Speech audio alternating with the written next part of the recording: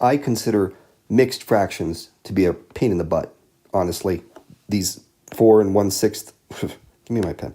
These 4 and 1/6 things, 3 and 1/6, I prefer everything as improper fractions that you see over here. And with algebra, that really does make a lot of stuff easier. But we can't just ignore mixed fractions. They're all over the place in life.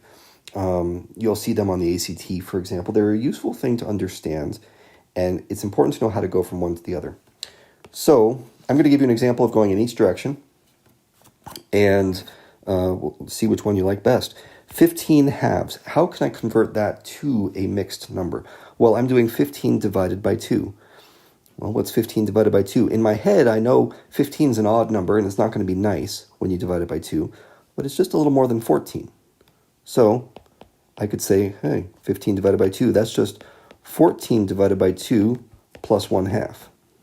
Right? Well, 14 divided by 2 is 7, so that's 7 plus 1/2. Hey, that's 7 and a half, a mixed number. So there we go.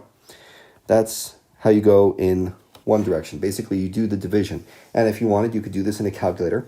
Do 15 divided by 2, you'll get 7.5, and recognize that that is just 7 and 1/2. Now, the other way to attack this problem is to go backwards, right? What if we wanted to take this 3 and 1/6 and figure out which fraction on the left is equivalent? What you would do in this case is you take 6 and you multiply it by 3, and then you add it to 1. So 6 times 3 is 18. 18 plus 1 is 19. The result is 19/6. Okay, and we see that result, oh, that's right here. Okay, so if you like that pattern, that's the one I generally remember because I have an easier time doing multiplication than division.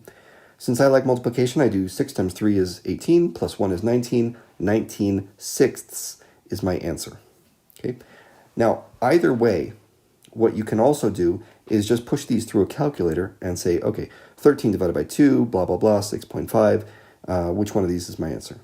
Okay, so the calculator may be the quickest way, but if you're trying to just rattle it off even quicker, so you don't have a calculator, I would do one of these two techniques, either division to turn it into a mixed fraction, or multiplication to turn it into an improper